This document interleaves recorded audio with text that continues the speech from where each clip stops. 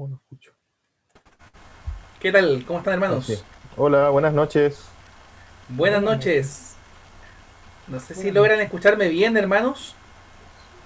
Sí, yo escucho Ya, bien al menos. no hay un ruido ambiente en mi audio. Sí, hay un Ah, ya, ruido ambiente, entonces voy a un, tener que vien- entrar entonces por un viento en el recio. audio. Sí, ya, perfecto. Es común que me pase eso, así que voy a entrar de nuevo por otro lado, ¿ya? O sea, voy a entrar con la cámara del que está aquí y con el audio por el celular.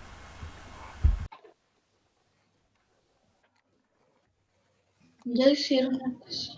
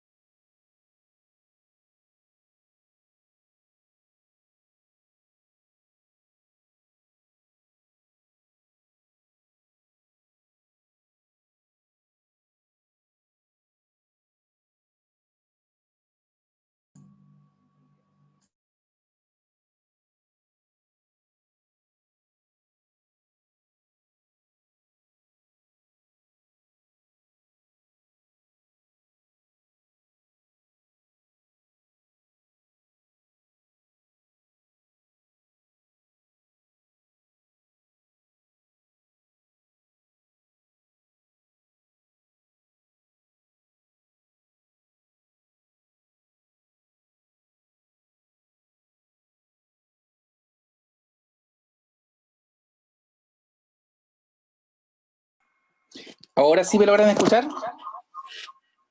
¿Mejor? Perfecto, ahora sí que está mejor. Queridos hermanos, les saludo muy afectuosamente. Espero que se encuentren bien en esta noche. Ya estamos en nuestra última jornada de clases en vivo y ustedes han estudiado ya, han leído bastante, sabiendo también que están ya en la última etapa de este módulo, bueno, de este curso, en el último módulo ahora, a partir del día de hoy. Y ha sido un tiempo bien arduo, de arduo trabajo para ustedes y también para mí. Yo no recuerdo la otra ocasión de haber tenido tanta gente. Este año es un poquito más de lo normal, así que es una bendición, pero también es invertir tiempo en leer sus trabajos que han sido de tremenda bendición. Ya yo he retroalimentado, he leído, he enviado a la inmensa mayoría, es decir, a una gran cantidad de ustedes. Sin embargo, hay varios que aún no han tenido su retroalimentación, pero tenga certeza de que los próximos días va a tener tanto la retroalimentación del módulo 1 como del módulo 2, ¿ya? Y considerando que el día 24 de septiembre se acaba este curso, ¿ya? Con las lecturas respectivas y trabajos respectivos de la teología de la poesía de Israel, ¿ya? La teología de los escritos. Así que vamos a tener un tiempo de ahora justamente analizar la teología de los escritos y puntualmente la teología de los salmos. Profundizar en cada uno de los libros de los escritos, evidentemente que no lo vamos a hacer ahora, voy a hacer una visión general de ese tema, no obstante, sí vamos a intentar profundizar un poco más en el tema de los salmos, particularmente el día de hoy. Así que, hermanos, les invito a que tengamos un tiempo de oración. Vamos a pedir al Señor que nos dirija en esta tarde, noche, que nos acompañe, nos guarde y que nos bendiga el Señor. Les invito a que oremos. Amantísimo Dios y buen Padre Celestial, ante ti estamos esta noche, agradecidos por tu inmenso amor, por tu misericordia, por tu favor para con nosotros, por tu gracia manifiesta en nuestras vidas, por tu obra maravillosa, Señor, hecha en la cruz y con la cual, Señor, también nosotros hoy día podemos ser declarados justos, podemos ser declarados tu pueblo. Te damos gracias, Señor, porque sin tener ninguna capacidad propia o inherente a nosotros, hemos sido objeto de tu amor. Y es por eso que te alabamos, es por eso que te exaltamos, pero también, Señor, te rogamos que nos ayudes a ser diligentes en nuestra lectura de tu palabra, a ser diligentes buscando tu rostro en la oración y también diligentes en la misión, diligentes en lo que respecta a la extensión de tu reino y el compromiso con tu obra. Que tú, Señor, seas fortaleciendo nuestras vidas, la vida de todos mis hermanos que participan de este curso, que tú, Señor, les revistas de tu gracia, de dones, Señor, para llevar a cabo tu obra en medio de los tiempos y en la ciudad donde tú les has llamado a servirte. Te damos gracias por todo y te rogamos que seas con nosotros durante esta jornada. Te lo pedimos en el nombre de Jesús. Amén. Amén. Bien, queridos hermanos, ustedes podrán ver que en el espacio de participantes, ¿ya? Van a encontrar la posibilidad de, en este caso no, pero si hay alguna duda o sugerencia, el año pasado, han pasado 2 semanas nomás, la clase pasada fui atendiendo cada vez que iba hablando al chat, pero viendo después el video percibí que no hay mucha continuidad del discurso que voy dando. Por tanto, si es que hay algo importante que mencionar, no dude en poner su micrófono para hablar y no hay inconveniente, ¿ya? Sin embargo, en el chat va a estar ahí escrito, no obstante, va a ser difícil que esté hablando en el PowerPoint y leyendo a la vez paralelamente el chat, porque se pierde la secuencia, ¿ya? Así que si alguno de ustedes tiene el interés de hacer alguna mención sobre lo que estoy diciendo, quiere explicitar alguna cosa, bienvenido sea.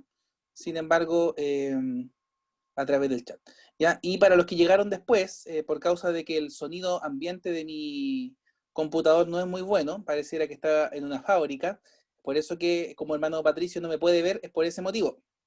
Si yo pongo el audio, no se escucha muy bien, como ahora, ¿ya? Así que por un lado está mi imagen, por otro lado va a estar el audio. Sin embargo, gran parte de este tiempo lo vamos a ocupar con un PowerPoint que he preparado para ustedes en esta hora, así que al que vamos a atender justamente en este minuto.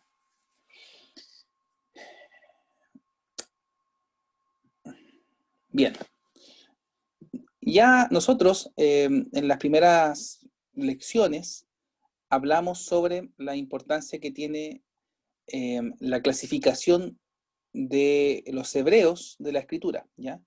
Distinto de la clasificación posterior, ya puntualmente la que elabora la Septuaginta, que tiene los libros que nosotros tenemos en nuestras Biblias cristianas, ¿ya? Porque los libros que tiene nuestra Biblia cristiana del Antiguo Testamento son los mismos de la Biblia hebrea, pero clasificados o expuestos de una forma diferente, ¿ya? No nos olvidemos que la Biblia hebrea se entiende o se conoce también como la Tanakh o Tanaj, ¿ya? Que es un anagrama de la ley, profetas y escritos, en hebreo Torá, Nevi'im, Ketuvim, ¿ya? Y puntualmente hay un texto de las Escrituras que lo menciona como los Salmos, ¿ya? Así que para esta lección han habido recabar información en un libro que se llama Teología del Antiguo Testamento de Gerald von Rath, en el volumen primero y también en el volumen segundo, que trabaja el tema de los escritos. Y la que ustedes ya conocen ha sido un libro de esta materia, que es Hacia una teología del Antiguo Testamento de el profesor Walter Kaiser Jr., ¿ya? Walter Kaiser, que escribe una cantidad importante de documentos. Sin embargo, este libro que tenemos aquí, que ha sido sugerido para su lectura y también parte de la lectura de este ramo, es muy claro ya en su lenguaje específico, nos muestra un panorama general del Antiguo Testamento, desde una base de teología bíblica desde la perspectiva de la promesa, ¿ya? El mito teológico, como habíamos hablado la vez pasada, de Walter Kaiser Jr. es la promesa, ¿ya? No significa que sea mejor o peor que otros mitos teológicos, como ya he mencionado, como lo son, por ejemplo, teología del reino, ya teología del reino de Graham Walworthy. Hay un libro puntualmente que sugiero en su lectura muy breve que se llama Evangelio y Reino, ya, que nos muestra de manera general, ¿no?, la importancia que tiene el reino de Dios en las escrituras en general, desde un punto de vista global. Y hay otro libro más que quisiera sugerir, que tiene esta misma idea de hilo conductor teológico de Antiguo y Nuevo Testamento, es El Gran Panorama Divino. Ya, si alguno de ustedes tuvo oportunidad de leer, les sugiero que a los que no lo han hecho, que lo lean, y que si tienen la oportunidad de enseñar Biblia en sus iglesias, o más bien en alguna célula, un grupo de hogar, lo pueden utilizar porque es un lenguaje muy sencillo, es un libro breve, no es un tomo o un tratado de teología, es un libro breve, pero que sí profundiza en la teología bíblica del Antiguo y Nuevo Testamento. Así que Pastor, ¿cómo es ahí las sugerencias. Diga, perdón, hermano. ¿cómo es el nombre de ese último libro que usted acaba de nombrar? El Gran Panorama Divino. El Gran Panorama Divino. Y es de la misma editorial, ¿ya? Se llama la editorial... Ya, no es Poema, pero es de la misma línea, ya no en Faro de Gracia, sino entre Faro de Gracia y Poema, ¿ya? Son editoriales que han salido de Colombia en el último tiempo. Bien, dice Lucas 24, y les dijo, estas son las palabras que os hablé estando aún con vosotros, que era necesario que se cumpliese todo lo que está escrito de mí en la ley de Moisés, en los profetas y en los salmos, ¿ya? Eso es lo que dice Jesús, ¿ya? Jesús habla de los escritos, los ketubim, como siendo estos los salmos. Puntualmente, ¿por qué? Porque es el libro más grande o mayor que aparece en esa colección y es el libro que comienza esa colección, ¿ya? El libro que comienza la colección de los escritos es los salmos. Puntualmente, tanto los libros del Antiguo Testamento, en su mayoría, como también los capítulos que nosotros entendemos hoy día como tales, no son citados como el nombre que conocemos hoy, toda vez que la mayoría de los nombres que tienen los libros de la Biblia que usamos nosotros obedecen a otro tipo de clasificación. Por ejemplo, Génesis, Éxodo, Levítico, Número, Deuteronomio, incluso Número siquiera tampoco es tal, pero Número y Deuteronomio, aritmoi es números en griego, es el nombre que usa la Septuaginta. De ahí viene la palabra aritmética, ¿ya? Aritmoi, que significa números, ¿ya? Pero los demás son palabras griegas. Génesis, Éxodo, Levítico no es hebrea, pero Deuteronomio también son palabras griegas. No obstante, estos libros de la ley en el hebreo son llamados por la primera palabra que aparece en el libro, ¿ya? Misma cosa con los salmos. El Salmo 1 o el Salmo 2 no son llamados como siendo su número, ¿ya? No es Salmo 1, Salmo 2, sino más bien cómo comienza el Salmo, ¿ya? Interesante que el Salmo 1, por lo general también es conocido como el Salmo Ashrei, que es bienaventurado, ¿ya? Bienaventurado. O el Salmo 22, curiosamente, ¿ya? Eloí, Eloí, lama sabactaní, que también lo encontramos en la expresión de Jesús, en una de las 7 palabras de Cristo en la cruz. Así que evidentemente que esta clasificación, numerando, ¿no?, los salmos o los capítulos en la Biblia, o esta forma de entender los nombres de la Biblia en castellano, eso es algo muy, muy posterior. Así que la última clasificación de la Biblia hebrea son los salmos, y si bien es cierto, los escritos, como hablamos, incluyen muchos otros libros más, debemos reconocer que los escritos también contienen literatura profética, ¿ya? Literatura profética, como por ejemplo el profeta Daniel, ¿ya? Daniel está en esta clasificación. Y también literatura poética, ¿ya? Como es el caso de los salmos. Y también literatura sapiencial o de sabiduría, como lo es el libro de Eclesiastés, como lo es el libro de El Cantar de los Cantares también, ¿ya? El libro de Proverbios, ¿ya? Hablo de Eclesiastés y Proverbios siendo una unidad de Salomón. Bien, literatura poética, por tanto, ahora vamos a abordar una introducción a la literatura poética y después vamos a abordar ya de lleno a qué son los salmos, ¿ya? Y el Salterio como un libro, no como una unidad de libros, sino como siendo un libro. Hay más claramente que en cualquier otra parte de la Biblia, los salmos son para nosotros expresiones de seres humanos, sus peticiones, sus alabanzas dirigidas hacia Dios. Es muy probable que ustedes, hermanos, se hayan sentido muy identificados probablemente con los salmos, ¿ya? Probablemente hay salmos que han sido parte de su época y su vida cristiana. Hay salmos que han marcado probablemente algún momento de felicidad en su vida, como también algún momento de angustia en su vida. En los salmos vemos alabanzas y también vemos lamentación, ¿ya? En los salmos también se observa la misión. Es interesante que a veces uno cree que la misión se conoce solamente desde una perspectiva neotestamentaria, como que si la misión nació con la gran comisión de Mateo 28, 19. No obstante, las escrituras, desde Génesis hasta Apocalipsis, y todavía también los salmos están repletos de expresiones de misión o alusivas a la misión, ¿ya? Ahora también, como Santa Escritura, en los salmos son al mismo tiempo una revelación divina, que es ley también por un lado, profecía por otro lado, dirigida hacia la humanidad. Y en este sentido son un tipo de literatura distinto en la Biblia, ¿ya? Es importantísimo, por tanto, acercarse a los salmos atendiendo a lo que significa este libro en las Escrituras, ¿ya?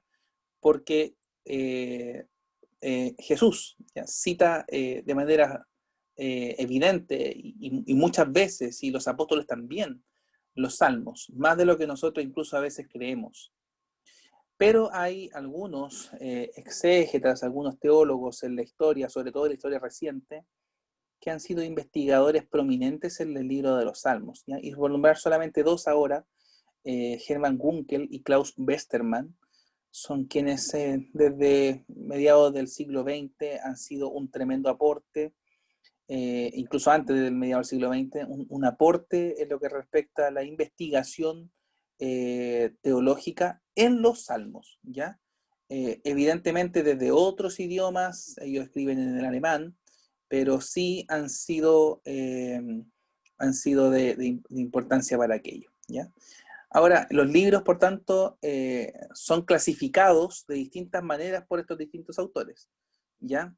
Evidentemente que ellos los clasifican con nombres diferentes, pero en la fórmula en estricto rigor son muy similares, ya voy a hablar de esto.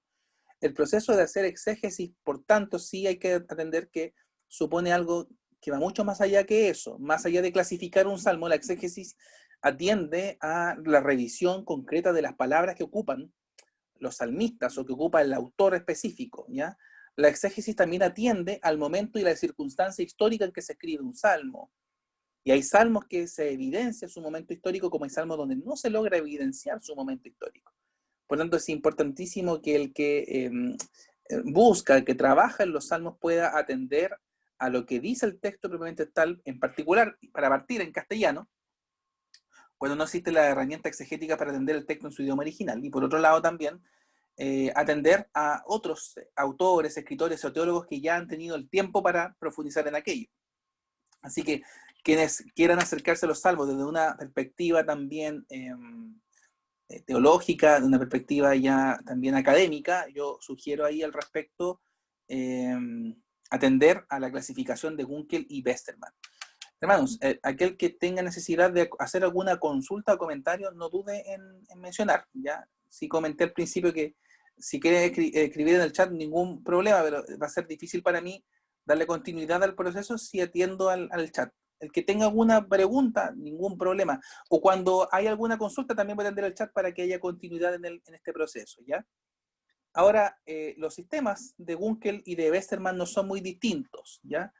Por un lado, los himnos, que Gunkel le llama himno, corresponden también para Westermann como alabanzas descriptivas, ¿ya? Alabanza descriptiva para uno, ya para Westermann, para Gunkel es un himno, ¿ya? Ya vamos a ver lo que significa en estricto rigor un himno. Por otro lado, las lamentaciones son iguales para ambos, ¿ya? Hablamos de lamentaciones individuales, que tiene que ver con el pesar, la angustia y la tristeza del salmista, como por otro lado, la tristeza, la angustia y el pesar del pueblo, o de Israel, o de Judá, o de la nación, ¿ya? Fíjense ustedes que los salmos tienen distintas formas de expresar, y hay que entender muy claramente quién es el que está hablando en los salmos, ¿ya? Hay veces en que habla el salmista, hay veces en que habla el pueblo, hay veces en que se habla al pueblo, hay veces en que se habla a Dios, claramente, y hay veces también en donde Dios habla, ¿ya? Y es importantísimo atender a este asunto, ¿ya? El Salmo 23, por ejemplo, un salmo muy reconocido, lo saben quizá ustedes de memoria, vamos a recitarlo porque es un ejercicio maravilloso de memorizar y atender la palabra del Señor. Jehová es mi pastor, en la Reina Valera, ¿ya?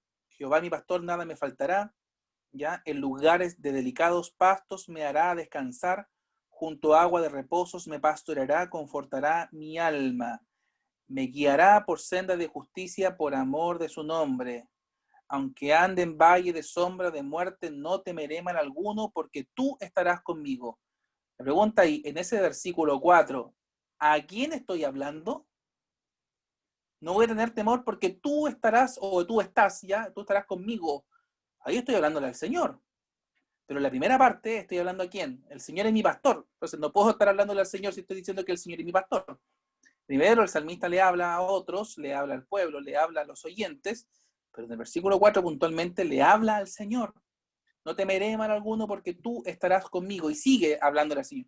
Tu vara, tu callado me infundirán aliento. Tú aderezas mesa delante de mí en presencia de mis angustiadores. Tú unges mi cabeza con aceite, mi copa está rebosando.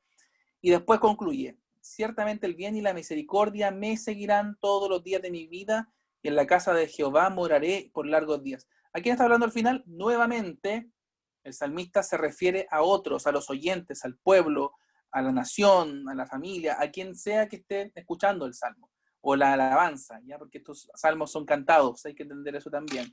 Por tanto, fíjense lo interesante que es, desde la exégesis, diferenciar a quién se está dirigiendo la acción, a quién se está dirigiendo la alabanza, a quién se están dirigiendo las palabras, ¿ya? Y eso no es menor. Hay que atender con mucha sinceridad, con mucha atención a aquel factor. Las canciones de acción de gracias, finalmente, en el sistema de Gunkel, corresponden a alabanzas declarativas de Westermann. ¿Ya? Entonces, Westermann tiene alabanzas descriptivas y alabanzas declarativas, ¿ya? Por un lado los himnos, por otro lado las canciones o salmos de acción de gracias. Para partir, salmos de lamentación. ¿Cuáles son estos salmos? ¿Ya? Los salmos de lamentación en estricto rigor expresan la respuesta del salmista a Dios cuando está en una situación de necesidad o de aflicción, ¿ya? Probablemente usted se recordará alguno en este momento, ¿ya? El rey David, ¿ya? Escribe un salmo cuando huye de Saúl, por ejemplo. En un momento de aflicción, está en un momento de angustia, declara que el Señor lo va a librar, ¿ya? Salmo 3, por ejemplo, un salmo que hace mención de que el Señor va a rescatar. O el 18, que el Señor es nuestra roca, ¿ya? Tú eres fortaleza, castillo, en quién voy a confiar. Pero también en la lamentación hay una parte interesante que también se conoce como la imprecación, ¿ya? Que probablemente ha traído mucha mala interpretación en el pueblo evangélico y en el pueblo protestante. ¿Esto por qué? Porque hay algunos, por ejemplo, que han pensado y han dicho y han escrito incluso que esos salmos no corresponden a la inspiración divina. Y ahí yo pongo las antenas, porque en realidad los salmos que tenemos nosotros, los 150 salmos que tenemos nosotros, y el canon que está ya para nosotros son inspiración del Señor. Entonces, ¿cómo yo puedo lidiar con un salmo que habla de que los dientes de los niños sean arrojados contra la peña, o que los niños o las mujeres, qué sé yo, cosas por el estilo, que se aplique una aparente venganza humana en el salmista? Y por causa de malas interpretaciones, evidentemente, se llega a conclusiones completamente torpes, ¿ya? donde en realidad no es Dios el que está hablando y tampoco es un sentimiento humano el que está aflorándose, sino más bien dándose lugar a la venganza y a la justicia que le compete y le pertenece al Señor. Hay un libro muy interesante que yo sugiero, que incluso está en nuestra ruta de aprendizaje, que se llama Salmos de Guerra del Príncipe de Paz, ¿ya? El autor se llama Jaime Adams, sí este es publicado por Editorial Poema, con seguridad, ¿ya? Y en cortas 140 páginas aproximadamente, él profundiza en la idea del significado que tienen ya de tener para el pueblo de Dios los salmos imprecatorios. Los salmos imprecatorios no son salmos que demuestran un espíritu vengativo de los hombres, ¿ya? Sino más bien manifiestan una necesidad de que Dios aplique su justicia y de que tenga misericordia del pueblo, ¿ya? El Salmo 79 y el 74 también, pero sobre todo el Salmo 79 son muy buenos ejemplos de esto, ¿ya? Cuando la nación de Judá está siendo asolada, está siendo bombardeada, atacada, pide al Señor misericordia por un lado, pero también pide que una mano fuerte y la ira de Dios venga sobre ellos. Fíjense que el salmista nunca expresa en ninguno de los salmos de imprecación que Dios le dé la fortaleza para tomar la justicia por sus propias manos, ¿ya? Nunca está expresado en ningún salmo esta descripción y esta predisposición. Lo que se observa aún en los salmos más difíciles de interpretación, como los salmos imprecatorios, es un llamado a que el Señor aplique su justicia, a que el Señor aplique su misericordia para con su pueblo, que lo libre de las circunstancias difíciles, pero que el Señor también aplique su mano de justicia contra aquellos que han asolado a su pueblo, ¿ya? Y yo creo que ese tipo de oración también lo podemos hacer nuestra oración hoy día, más aún cuando lo leemos a través de los ojos de Cristo, ¿ya? Si sabemos que el Señor dio su justicia, sabemos que el Señor va a aplicar su justicia, y en un momento eso va a acontecer. Bien, los salmos de lamentación tienen una estructura flexible, pero algunas cosas que aparecen aquí son bastante comunes y frecuentes. Primero, los salmos de lamentación tienen una invocación al Señor, una queja también, donde se muestra la angustia, el sufrimiento, una petición, que es lo que quiere el salmista que ocurra, la liberación, la ayuda, un llamamiento probable también a la venganza en contra de los malhechores, confesión de pecado, o también a veces protesta por inocencia o de inocencia. Finalmente, ya en últimas instancias, un voto a alabar y dar gracias a Dios después de haber sido librado, ¿ya? Y la expresión de que confiamos en el Señor, ¿ya? Un salmo de lamentación tiene estos aspectos. No todos tienen lo mismo, ¿ya? Pero sí parte invocando al Señor, reconociendo al Dios como sobre todo, pero también manifestando una queja, una angustia, un pesar, ¿ya?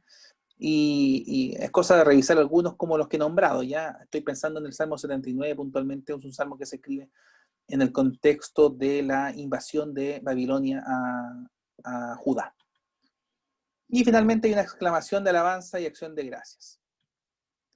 Bien, por un lado las lamentaciones, ahora las canciones de acción de gracias, ya para Simon Gunkel, Hermann Gunkel, o las alabanzas declarativas para Klaus Westermann. Estas acciones de gracias, ¿no?, expresan agradecimiento a Dios por algún acto específico de liberación y alaban a Dios hablando acerca de Él, porque la meta es tanto alabar a Dios como dar testimonio de su obra de salvación delante de la congregación, ¿ya?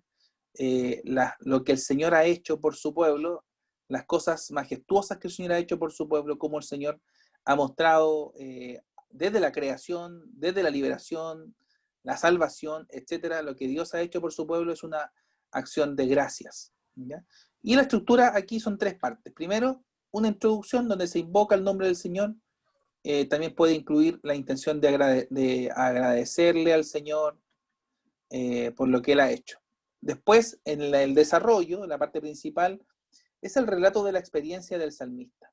¿Qué es lo que ha vivido el salmista? Puede incluir una descripción de su estado previo, la oración por liberación, un relato del acto de liberación del Señor, de Yahvé, y una referencia al cumplimiento de su voto. Profesor.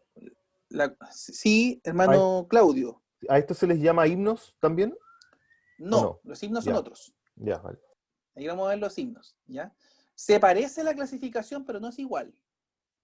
¿Ya? Se parece, pero no es igual, porque el foco de los himnos está puesto en otra cosa, ¿ya? En la alabanza. ¿Ya? Ahora vamos a ver específicamente cuáles son. Y finalmente la conclusión que tiene una exhortación a alabar al Señor. Por eso digo que es parecido, pero no es igual. El foco de la acción de gracias es manifestar algo que el Señor haya hecho para con el fin de agradecer, ¿ya? Yo declaro lo que el Señor ha hecho, ya declaro quién es el Señor, declaro su obra majestuosa obrada en su pueblo, etc. ¿Ya? Ahora vienen las alabanzas descriptivas, ¿ya? O cómo ha sido lo que el Señor ha hecho, o los himnos, ¿ya? Y también hay una estructura sencilla en tres partes. Primero, un llamamiento a alabar, ¿ya? O en el castellano antiguo, en el 60, por ejemplo, Reina Valera, el alabad, ¿ya? Alabad al Señor, el Salmo 100, ¿no? Cantad alegres a Dios. El 2.2, la parte principal, da el motivo de alabarlo, frecuentemente introducido por la conjunción hebrea, palabra hebrea ki, ¿ya? Que en hebreo significa pues o porque, ¿ya? Pues o porque. Porque, por ejemplo, ha hecho algo, ¿ya? Y finalmente, el último parte, un llamamiento a alabar a Dios, muchas veces como un eco de la introducción. Hay salmos que comienzan con aleluya y terminan con aleluya. ¿Y qué es aleluya? No es otra cosa que decir alaben al Señor.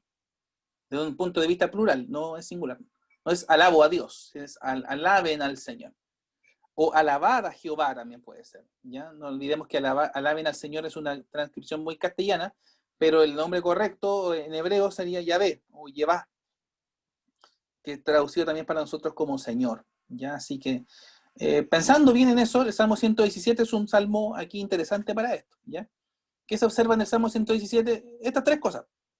Llamado a alabar al Señor, el motivo por el que se alaba, llamamiento a alabar al Señor. ¿Ya? La última parte del versículo 2. Aquellos que lo recuerdan, ya que dice el Salmo 117. Alabad a Jehová, ¿ya? Naciones todas, pueblos todos, alabadle. Versículo 2, vemos la conjunción ki que estoy exponiendo aquí. Porque, ki en hebreo, ki, porque ha engrandecido sobre nosotros su misericordia. Y la verdad, en otras versiones también bien traducido puede ser fidelidad, ambas indistintamente. Y la fidelidad o la verdad de Jehová es para siempre. Todo eso es el motivo, porque el Señor ha engrandecido sobre nosotros su misericordia, porque la verdad de Jehová es para siempre. Y la última parte, porque decimos que es un cierre de alabanza al Señor, porque dice aleluya. Y aleluya, que aparentemente es muy cortito, pero envuelve esta idea del llamado a la alabanza. Y al principio yo hacía alusión, hermanos, que los salmos tienen una forma misional también, porque el llamado a la alabanza, fíjense que no en una ocasión, sino que en muchas también, es dado a las naciones, no solamente a Israel. No es solamente Israel el que debía alabar al Señor. Por tanto, ahí hay cierta diferenciación, ¿no? Cierta distancia entre lo que es un salmo o una idea de misión centrífuga y una idea de misión centrípeta. Ya probablemente aquellos que gusten muchísimo de la literatura misional, ¿ya? Van a hacer clic con lo que estoy diciendo hoy ahora. Está la perspectiva de misión centrífuga, que habla de que el Nuevo Testamento tiene un foco en que vayamos a las naciones, en salida desde el centro hacia afuera para la adoración al Señor, con el énfasis de que el Antiguo Testamento es distinto, y dicen que el Antiguo Testamento es centrípeto en la misión, o sea, que de las naciones tenían que venir a adorar al Señor. ¿Ya? Eso es muy común que se mencione eso. No obstante, hay muchos autores de exégetas, eruditos del Antiguo Testamento, entre ellos Walter Kaiser Jr., ¿ya? Hay un libro que se llama La misión en el Antiguo Testamento, no está en castellano, está en inglés y portugués, ¿ya? Aquellos que quieran adquirirlo, conocerlo, también lo pueden encontrar. Donde propone Walter Kaiser que la misión de Dios siempre fue centrífuga. La responsabilidad de Israel siempre era anunciar las virtudes del que lo llamó de la tiniebla a la luz. el menester del pueblo de Israel siempre fue ser testimonio para las naciones. O sea, obedecer al llamamiento de Abraham, de ser bendición a la familia de la tierra, que su descendencia sea bendición, no un pueblo que odie a otras naciones, sino que un pueblo que anuncia a las naciones la salvación y el perdón, ¿ya? Así que, respecto de la pregunta que es muy común que nazca y que salga, ¿no? Respecto de los salmos que tienen ciertas palabras que aparecen ahí que se llama Selah, por ejemplo. Selah, ¿qué significará esto? Algunos lo simplifican diciendo que es un silencio, ¿ya? Claro, es un silencio, pero no es un silencio fuera de un contexto musical, sino que es un silencio en un contexto de himno o de canto o de alabanza, ¿ya? No nos olvidemos que los salmos son cantados.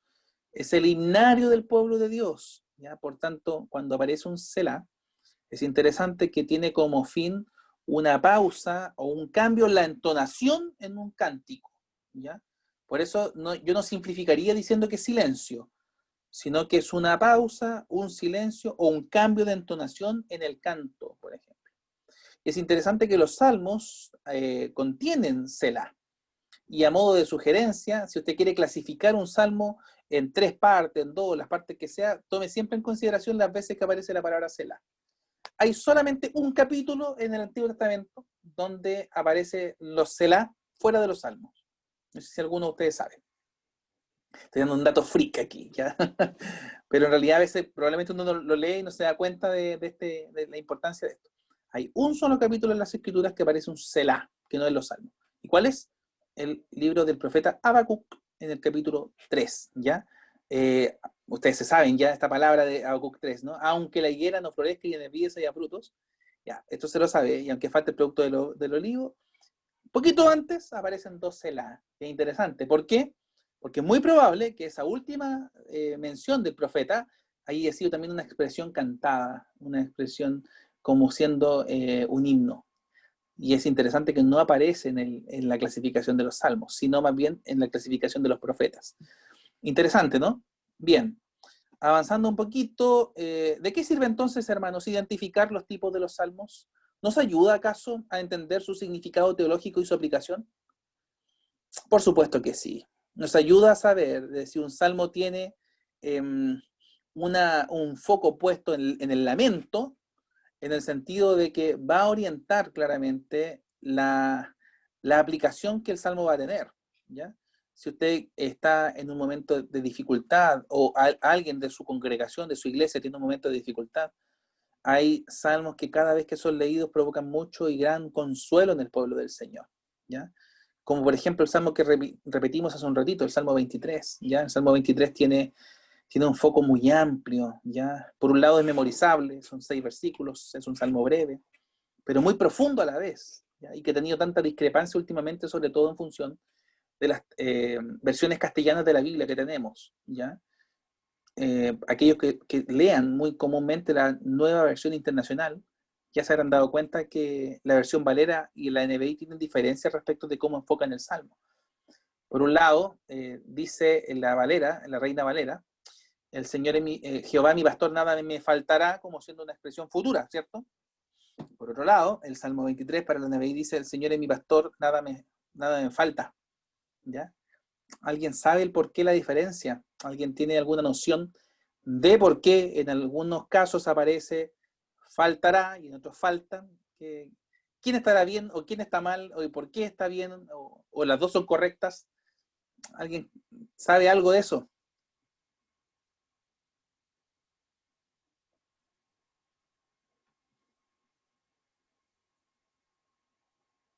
¿O lo han escuchado al menos?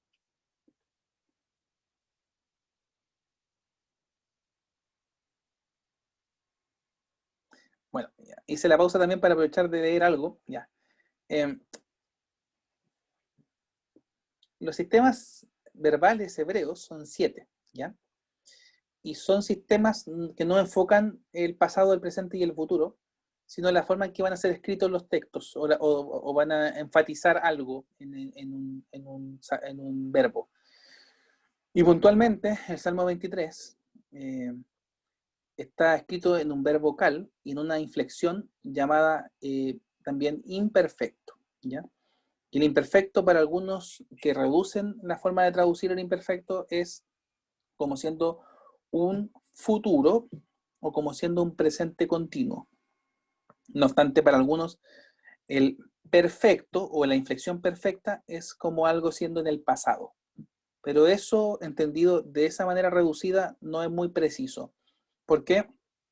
Porque debemos entender el verbo la inflexión perfecta como una acción acabada y el imperfecto como una acción no acabada o en desarrollo.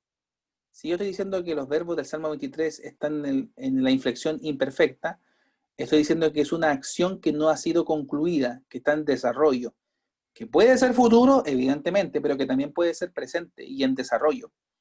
¿Y por qué decimos esto? Porque si yo traduzco el Señor es mi pastor y nada me falta, está bien. Y si digo el Señor es mi pastor y nada me está faltando, está bien. Y si digo el Señor es mi pastor y nada me faltará, está bien. ¿De qué va a depender cómo yo voy a traducir eso? De su contexto.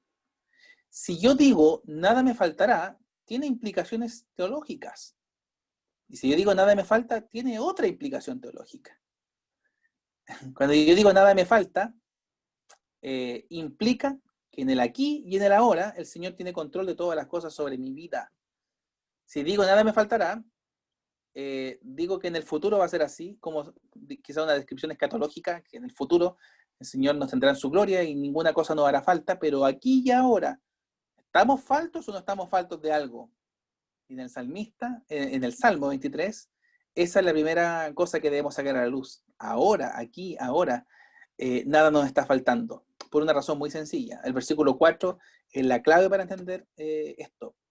Hay una expresión hebrea muy rica aquí, que es ki, ata y madi, ¿ya? Porque tú conmigo, porque tú estás, ni siquiera está el verbo explícito, es un verbo implícito ahí, estás, porque tú estás conmigo. La traducción de la Reina Valera es estarás, porque hace coincidir todo en el tiempo futuro. Insisto, no está mal traducido, hay una buena traducción ahí, literal, pero tiene implicaciones teológicas que van mucho más allá de lo que el salmista evidentemente quiere expresar. El Señor está conmigo, el Señor no nos deja, el Señor nos pastorea, el Señor nos hace habitar en delicados pastos sobre los cuales nos hace descansar, etcétera, etcétera, etcétera. Así que hago mención de esto. Y respecto de una pregunta que alcancé a leer en el chat, hermanos, sobre el Salterio en 5 libros. Ahora vamos a ver en los libros de la Torá. Justamente ahora vamos a entrar a ese asunto, ¿ya? Para partir en este punto, hay varios salmos repartidos por toda la Biblia, fuera del Salterio. Evidentemente esto demuestra que hay una antigüedad en la salmodia. En Israel, no es como que el libro de los salmos apareció en un lapsus de tiempo breve, no, fueron siglos para que los salmos fuesen clasificados y expuestos, ¿ya? Como lo tenemos también el día de hoy. Profesor, Por ejemplo, sí, hermano Claudio, cante sí, nomás, no hay problema. perdón, Sí, perdón, yo dije que no hay problema. sí, es que lo que usted acaba de decir igual es bien denso, entonces me demoré unos segundos en procesarlo. Eh, Esto igual, lo que usted está diciendo, tiene mucho que ver y tiene mucha consistencia con el oficio del profetismo que estamos viendo también, ¿o no? Donde sería un error puntualizar solo la predicción como algo fundamental en el profetismo. Tiene que ver con la cuestión presente también, con el camino que se traza cuando se dice algo y hasta donde yo voy a llegar, digamos, por decirlo de alguna forma.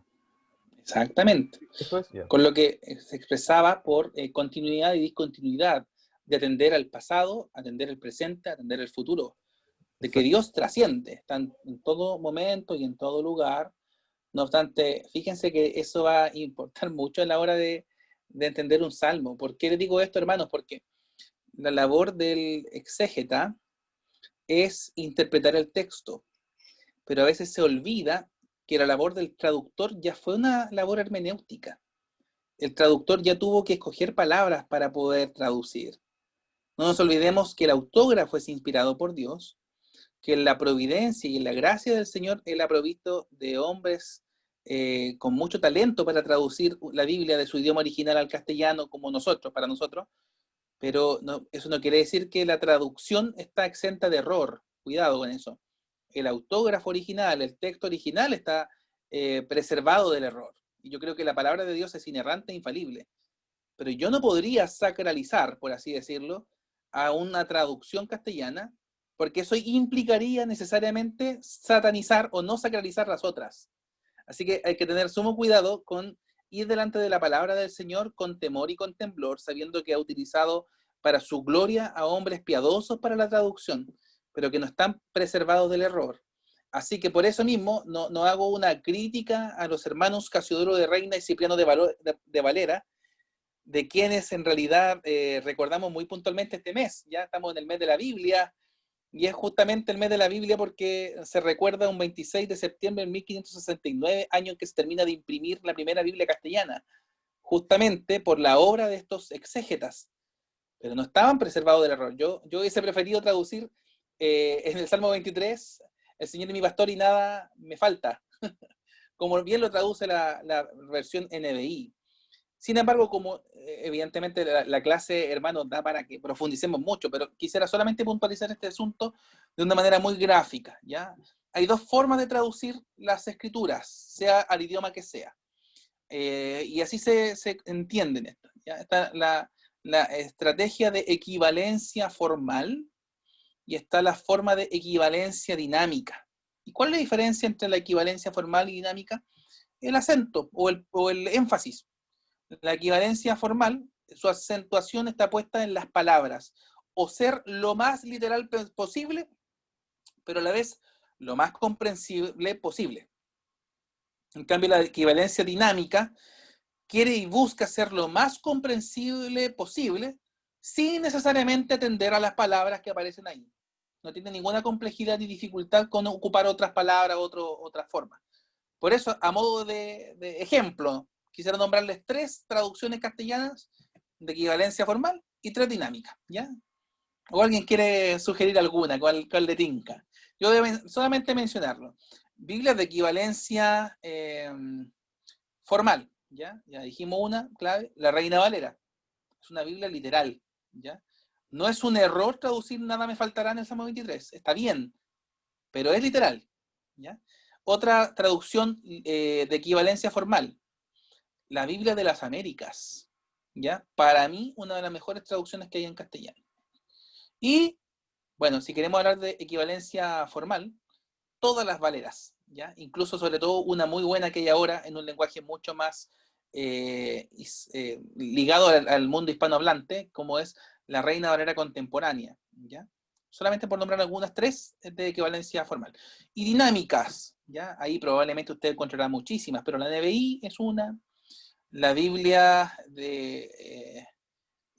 Dios habla hoy, ¿ya? Por otro lado, la Biblia Nueva Traducción Viviente, NTV, ya también es una Biblia de equivalencia dinámica. Así que, bueno, todo se liga, y muy bien decía hermano Claudio, todo se liga aquí, cuando ya hemos estudiado la teología del profetismo, ahora teología de los escritos puntualmente en el libro de los Salmos también ahí aparece. Bien, y hay también de la Biblia evidencia de la formación de libros de los Salmos, como por ejemplo lo que está relatado en Números 21, el libro de las guerras del Señor, o en 2 Samuel 1:18, el libro de Jacer, o la culminación de esta tradición era, por así decirlo, también la formación del Salterio. Evidentemente que esos libros eran parte de la tradición judaica, como muchos otros más, ¿ya? De hecho, con posterioridad a la conformación de la Torá, también se da la propia interpretación de la Torá, ¿ya? También conocido como el Talmud, ¿ya? El Talmud es para los hebreos el libro de sus tradiciones. Por tanto, cuando Jesús en su ministerio contradice tantas veces la tradición, es interesante que no está contradicción de la escritura, ni la ley, sino más bien la tradición, que es la interpretación que hacen los hebreos puntualmente también de la ley, ¿ya? Eso es interesante. La Biblia de las Américas es de equivalencia formal. Bien, estos 150 salmos se presentan como una colección bien definida, en hebreo sería también llamado como Tejilim, que sería el libro de alabanzas. ¿Ya? ¿Y por qué? Entonces, ¿cómo se desarrolló este libro?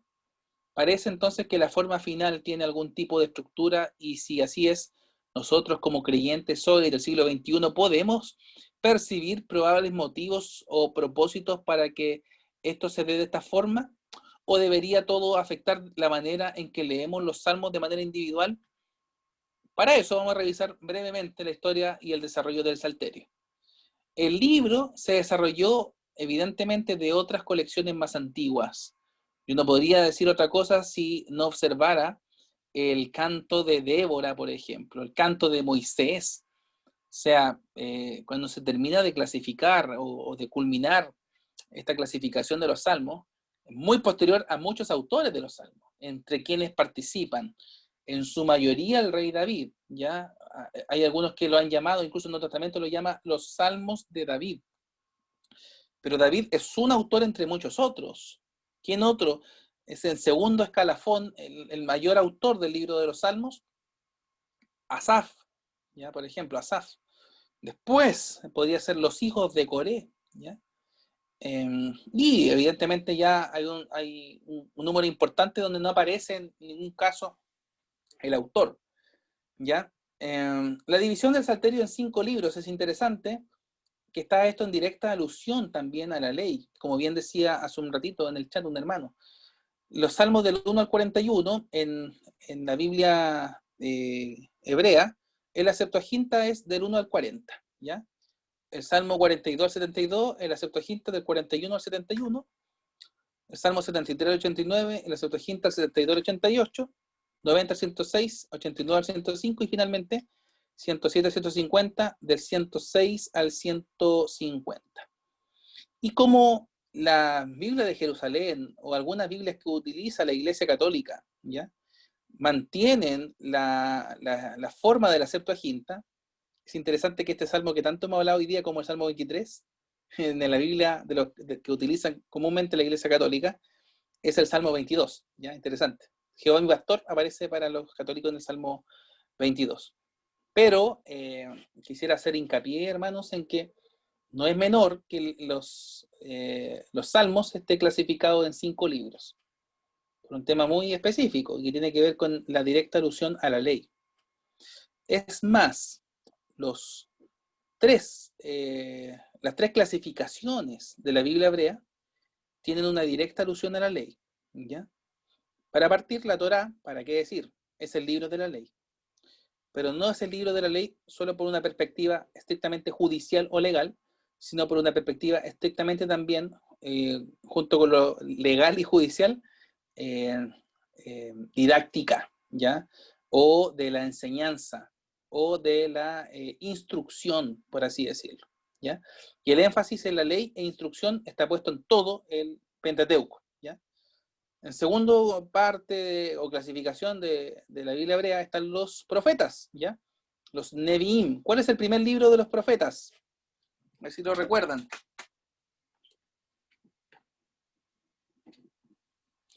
Josué, ¿cierto? Los profetas anteriores, Josué, Jueces, Samuel y Reyes. Los profetas posteriores, Isaías, Jeremías, Ezequiel y los 12.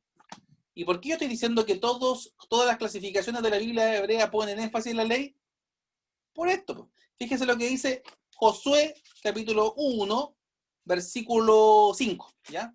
Aquí estamos hablando de que todas las clasificaciones de la Biblia hebrea tienen énfasis en la ley. Ahora lo vamos a ver. Dice el libro de Josué, capítulo 1, versículo 8, ¿ya? Evidentemente todo el capítulo habla de esto, pero el 8 enfatiza, ¿ya? Nunca se apartará de tu boca este libro de la ley, hebreo, Torá, ¿ya? Sino que de día y de noche meditarás en él para que guardes y hagas conforme a todo lo que en él está escrito, porque entonces harás prosperar tu camino y todo te saldrá bien, ¿cierto? Esfuérzate y sé valiente, no temas y desmayes, porque Jehová tu Dios estará contigo donde quiera que vayas. Lo sabemos, eso está ahí en Josué. Pero el foco del primer capítulo y de la clasificación de los profetas está puesto en la ley del Señor. Ya lo hablábamos incluso en la segunda clase. ¿Y por qué yo digo que la siguiente clasificación, que son los escritos, los Ketuvim, también tienen un acento en la ley? Por lo que dice el Salmo 1. ¿Se lo saben de memoria? Probablemente ustedes, claramente que sí. Pero notemos lo que dice el versículo 2 del Salmo 1. Bienaventurado el varón, dice el 1. Bienaventurado el varón que no anduvo en consejo de malos, ni estuvo en camino de pecadores, ni hacía de escarnecedores asentado, sino que en la ley, en hebreo, Torah, ¿sí? Sino que en la ley de Jehová está su delicia y en su ley medita día y de noche. Por tanto, los primeros dos capítulos de los salmos, los primeros dos salmos también son conocidos como los salmos de la ley o los salmos de la Torah, ¿ya? ¿Por qué? Porque encausan la tercera clasificación de la Biblia hebrea, que es los escritos, ¿ya? Y el sustento de los escritos, ¿qué es? La Torá. El sustento de los profetas, ¿cuál es? La Torá. El sustento de la ley de Moisés, una vez más, la Torá. La ley del Señor es un hilo conductor en el Antiguo Testamento, por tanto, ¿ya? Así que atender a ese asunto porque no es menor, ¿ya? No está de menos este asunto, ¿ya? Quisiera saber si hay alguna pregunta o comentario, hermanos, hasta aquí.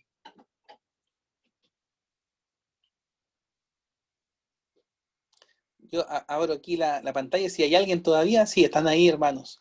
Qué bueno de verlos, ya, qué bueno verlos. Continuamos entonces. Entonces, los salmos contienen información, ya, en los títulos. Por un lado están, ya mencioné, los salmos de David, por otro lado están los salmos de Asaf. Pero es interesante que si el salmo dice salmo de David, no porque diga que es de David, significa que fue escrito por David. La tradición lo dice así, pero no hay forma de saberlo de un punto de vista literal, ¿ya? ¿Por qué digo esto? Porque la traducción hebrea de la preposición le, ¿ya? Puede significar muchas cosas. Si el Salmo dice de David, está bien traducido, pero también puede significar para David, a David, por David, etc. Eso es un gran problema que existe en las traducciones de las preposiciones hebreas, porque pueden significar muchas cosas. Los salmos que dicen Mismor le David, que traducido es Salmo de David, por tanto y en consecuencia puede significar para David, a David, etc. ¿Ya? Y por otro lado, si el Salmo dice que es de Asaf, no necesariamente fue escrito por la persona de Asaf, sino más bien por una escuela de músicos o una escuela de salmistas formada por este gran hombre de Dios, como lo fue Asaf, ¿ya? Y hay una incidencia muy importante e interesante en esto, ¿ya? Ya es como tercera o cuarta vez, hermanos, que les hago mención de los salmos de Asaf, ¿ya? Puntualmente el Salmo 79. ¿Y por qué lo menciono? Porque el Salmo 79 es un salmo de Asaf. Y fíjense, si tienen alguna Biblia a mano, les voy a explicar por qué lo menciono, ¿ya? Dice el Salmo 79 al principio, dice ahí, la clasificación de la Reina Valera lo titula así: Lamento por la destrucción de Jerusalén, ¿ya? Dice, Salmo de Asaf. Oh Dios, vinieron las naciones a tu heredad, han profanado tu santo templo, redujeron a Jerusalén escombros y dieron los cuerpos de sus siervos por comida a las aves de los cielos y la carne de tus santos a las bestias de la tierra, etcétera, etcétera. Y hay una lamentación específica por lo que está viviendo el pueblo de Dios por causa de ser afectados por la nación de Babilonia, ¿ya? Pero si usted es riguroso en ver la historia de Israel, se va a dar cuenta que Asaf era un músico contemporáneo de David. Y si queremos ser un poquito extensos con el tiempo, vamos a situar a David en el 1000 aproximadamente antes de Cristo, 1050, 950, los que son más optimistas. Pero la destrucción de Jerusalén es mucho después. ¿Cuándo se da esta situación? En 586. Estamos hablando entonces que hay un lapsus de aproximadamente 400 años para que se escribiera el Salmo. Y en tiempo en que escribe Asaf o David, ya las personas no vivían tanto tiempo, los patriarcas no tenían tanta duración. No nos olvidemos que la cantidad de años sobre los 200 años son hasta Noé. Después de Noé no hay mucho patriarca, mucha persona, mucho profeta, ni nadie que sea nombrado que viva mayor cantidad de tiempo o de años. ¿Cuál es la consecuencia entonces? Por tanto, hay una posibilidad, y que es que Asaf haya sido un hombre que escribe el Salmo 79 desde una perspectiva profética de lo que va a acontecer, ¿ya?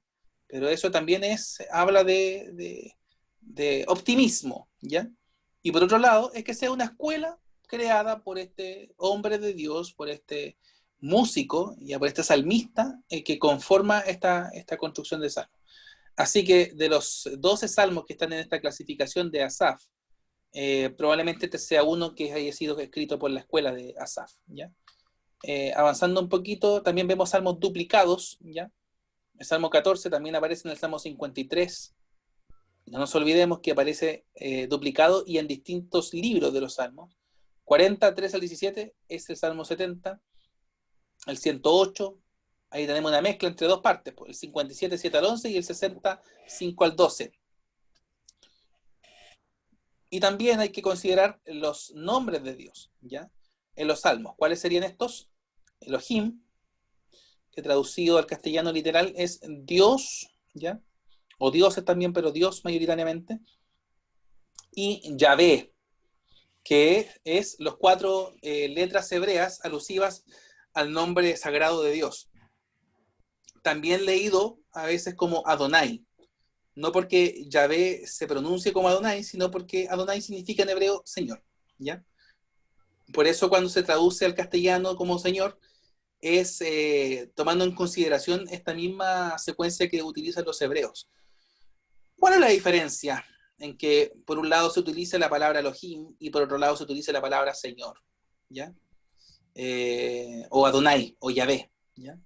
El que aparezca una forma y otra es súper importante, hermano, no es menor, ¿ya? Dice dice Génesis 1, la primera palabra, la tercera palabra de la Biblia hebrea, el primer capítulo de Génesis 1:1, en el principio creó Dios, ¿ya? En hebreo, Bereshit para Elohim. Y la Biblia comienza con Elohim, como un Dios que crea todo cuanto existe, como un Dios que es soberano en el universo, como un Dios que sustenta todas las cosas por la mano poderosa, ya por su mano poderosa. Sin embargo, ¿cómo se manifiesta el Señor a Moisés en el monte? ¿Ya? ¿Cómo es que él se presenta a Moisés? Cuando Moisés le pregunta, ¿y de parte de quién? ¿Quién es el nombre de Dios? ¿Cuál es el nombre? ¿No? El nombre es Yo soy el que soy, ¿ya? Cuyo énfasis está puesto en el pacto, en una relación puntual entre Dios y su pueblo. Por tanto, cada vez que el salmista va a enfatizar una relación de Dios con su pueblo del pacto, con su pueblo santo, con su pueblo que ha librado con mano poderosa, con el pueblo sobre el cual Dios va delante de él, utiliza el término, por lo general, Yahvé.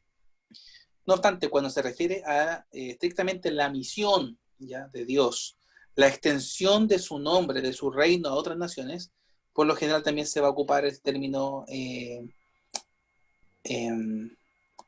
Elohim, ¿ya? Es interesante que hay salmos en la escritura donde se presenta indistintamente ambos, ¿ya? Hace algunos días compartí el Salmo 19, por ejemplo. El Salmo 19 tiene dos partes. La parte del versículo 1 al 6, donde aparece una vez Elohim, ¿ya? Donde menciona a Dios como creador de todo cuanto existe, Dios del universo, Dios creador. Pero por otro lado, atendiendo a la ley, que la ley de Jehová es perfecta, que convierte el alma, es testimonio de Jehová. Y 7 veces en los siguientes versículos del Salmo 19 aparece la palabra Adonai, o Yehvá, o Yahvé.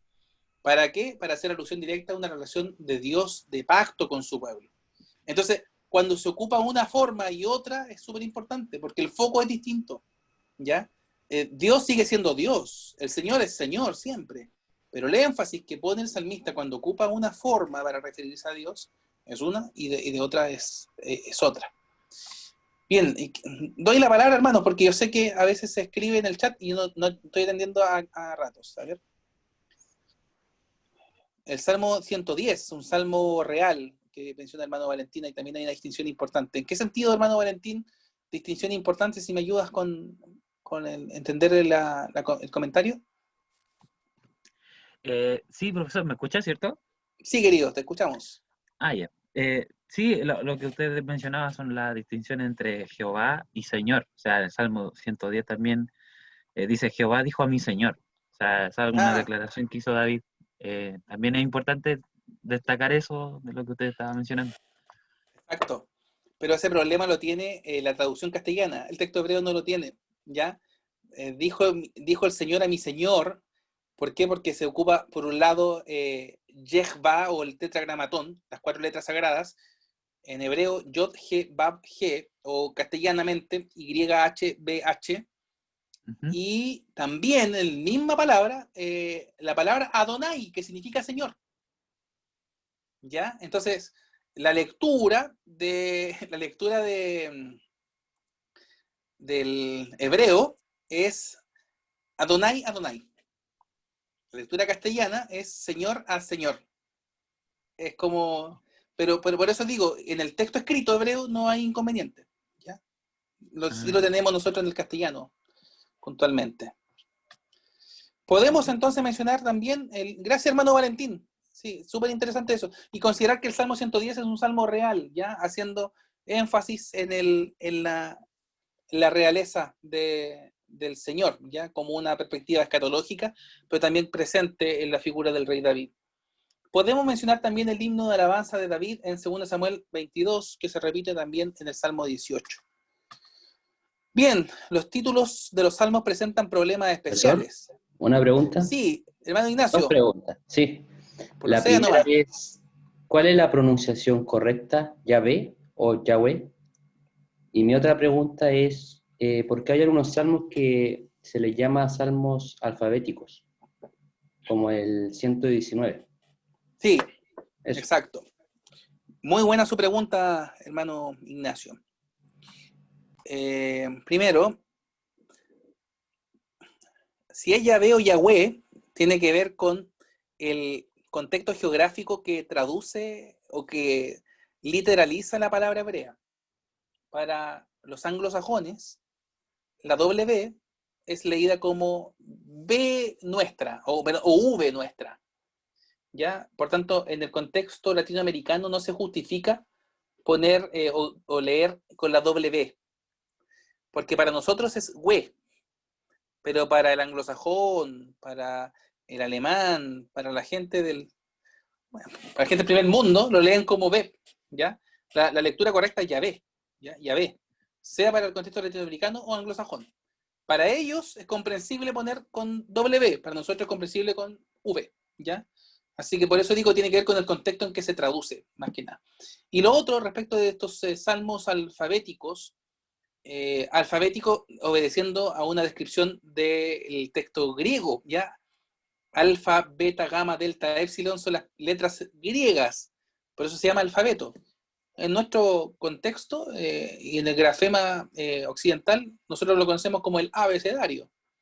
Y para los hebreos es el alefato. ¿Por qué se llama alefato? Porque la primera letra hebrea es Aleph y ahí sucesivamente, ¿ya? Aleph, Bet, Gimel, Dalet, Hebab, etc. Ya son 22 letras. Pero ¿por qué es tan importante esta pregunta que usted hace, hermano? Porque el Salmo 119, los primeros 8 versículos del Salmo son escritos con la letra Aleph. Si digo 8, quiero confirmarlo ahora, ¿ya? Si son 8 o no.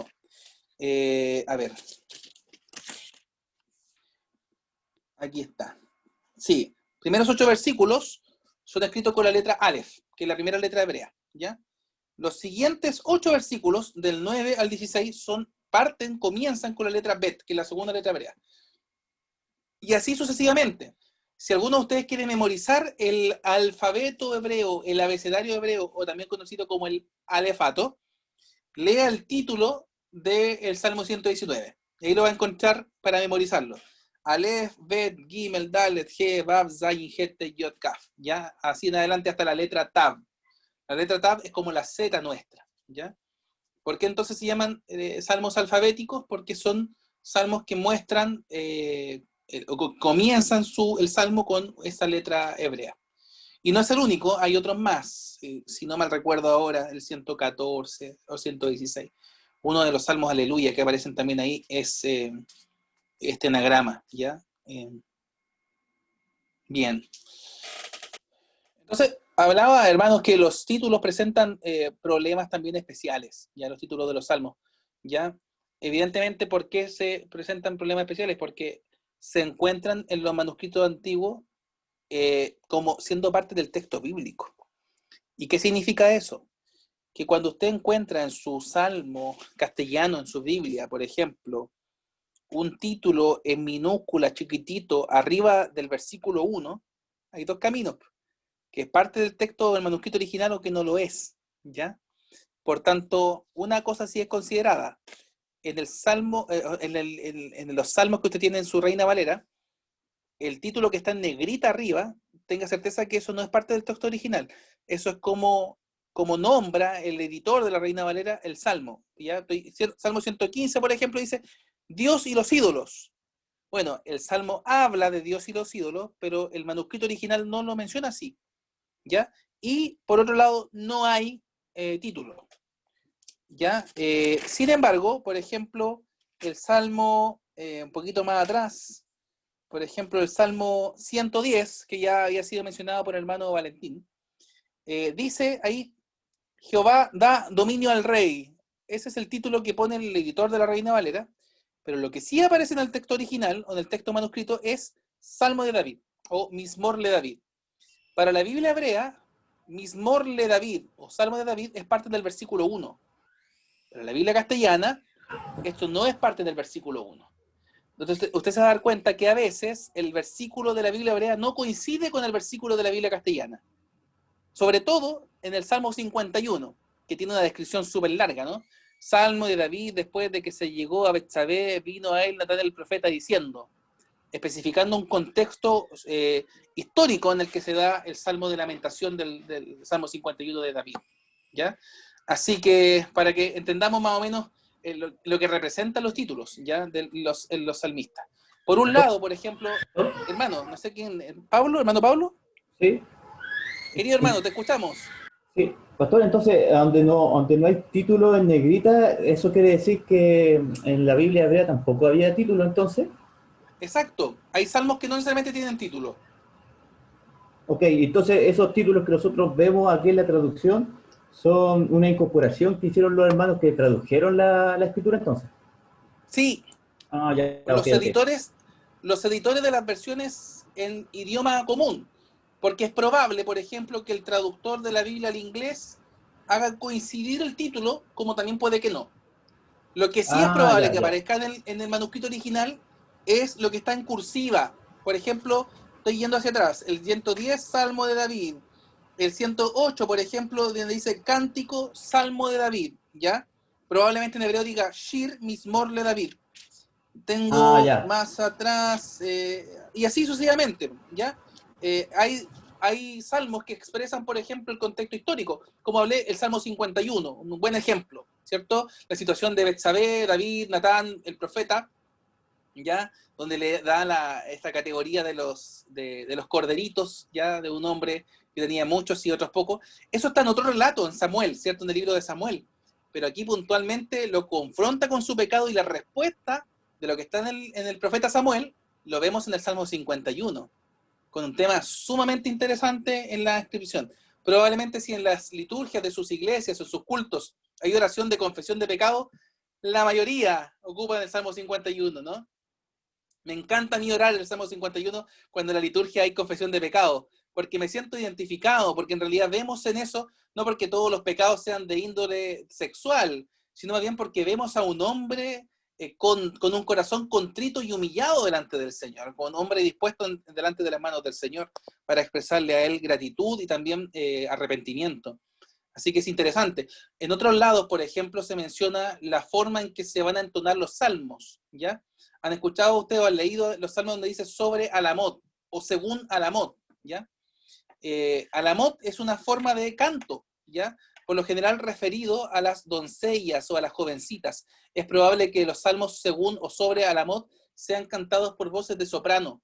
Por tanto, el foco está puesto en la descripción del salmo en lo musical, ya específicamente. Entonces, obedece a muchas cosas el título de los salmos. Por un lado, dijimos al autor. Por otro, a su contexto histórico, social, político. Por otro, a la forma en que se canta, ¿ya?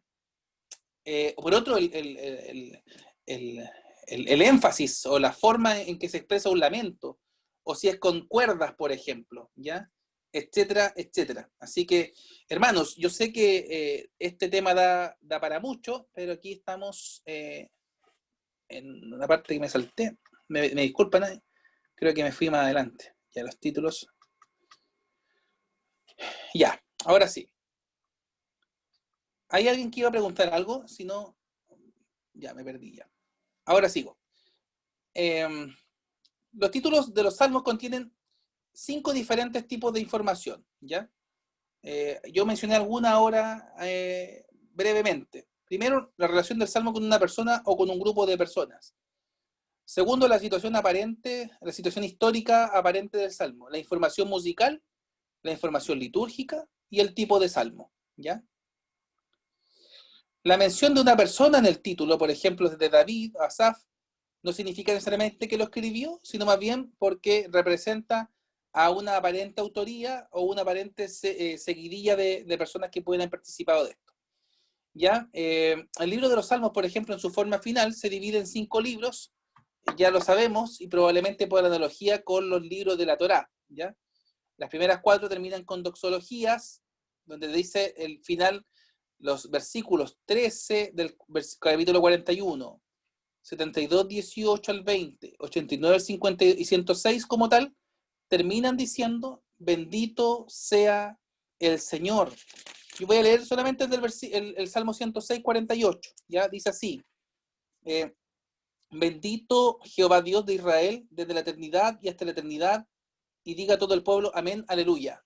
Termina el 4.º libro de los Salmos. Y comienza el siguiente. Pero esta forma final, esta doxología, no la encontramos en el Salmo 150, ¿ya? Esta forma de cántico al Señor con todos los instrumentos, ¿ya? Todo, donde dice que todo lo que respira alabe al Señor, ¿ya? Dice el Salmo 150, los instrumentos que hay que cantar o alabar a Dios en su santuario, todo lo que respira, alabe a Yah, aleluya, alabe a Yah, alaben al Señor, por así decirlo. O sea, el salmo entero y completito es una doxología, es un llamado a la bendición y a la adoración al Señor.